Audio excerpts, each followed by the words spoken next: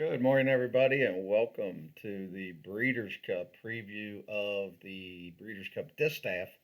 We try to keep these short. This one's going to actually be free so people out there in Twitter land, Facebook land can see what we do for each race. This is just the preview, so don't get your panties in a twist that we're handicapping too early. I know some guys would rather do no research, pick up the form the night before, and think they're going to win. More power to you. I see a race here in the Breeders' Cup Distaff that have a couple favorites that are going to be compromised by the pace. So I really like this race. I like a filly mare that is going to come from way back, but the price is going to be right.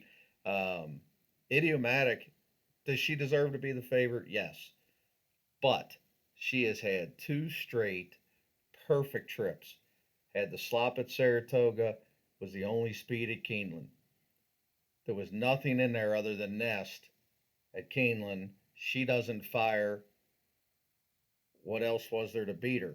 So I didn't like the way she was striding out late in that race. Maybe I'm just overreacting.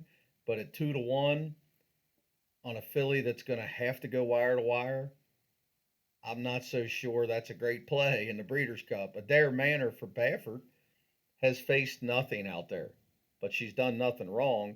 She's another one that wants to be up on the pace. So already, just in the two favorites, you're going to get 2-1 and 4-1. I don't like Adair Manor much at all, even though I'm trying to lean towards some California horses, giving them the benefit of the doubt since it's their home court. But I don't know. I think she's been facing a notch below. She's not for me. Randomized. Another one that's speed, speed, speed. She's gotten really good. She's run really consistent numbers that are right there with Idiomatic. But another one that wants the lead, probably needs the lead, going to go fast early. So now we got three of them that want to be up there. And then what about search results? She's not exactly going to be far back. She can relax a little bit.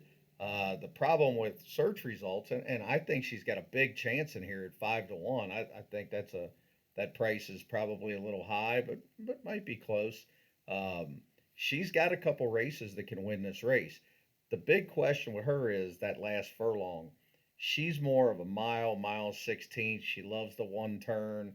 She can get a mile and 16th. They take her to Monmouth to try to get it. I'm not so sure she's going to get a mile and an eighth in California, but she might be in the lead when they turn for home.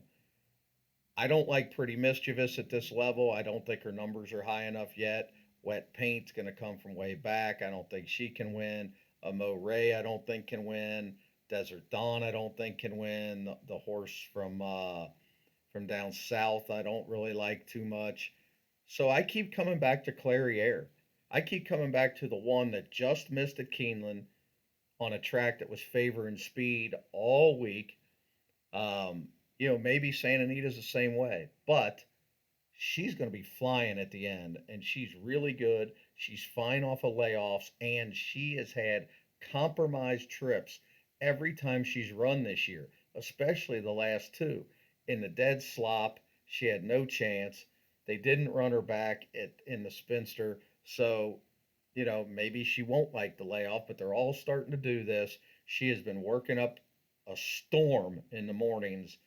If they all go in here, Idiomatic at their manner, search results, randomized, maybe even a couple more that will even add to more speed in the race. I think Clairiere is going to get a great trip, just like last year when she just didn't get there when a bunch of them were flying at the end last year. Sometimes this filly and mare division really ends up at the wire with a bunch of them on the wire. Keeneland, they all ended up on the wire. The year before, when the Japanese filly won, they all ended up on the wire. This could be two, three, four horses right on the wire, and I think Clairiere at they got her at 8-1 right now. I mean, if you get anywhere near 6, 7, 8-1, it's the start of the late pick five. Yeah, you don't want to get beat to start the late pick five, but if you could go short in here and pitch the two favorites, which again I'm leaning to, but we won't make those final decisions, until the day or two before. But I mean, this could be the race where you can get a nice $15 to $18 horse to start that pick five, and Clariere is the one I'm leaning to as of right now.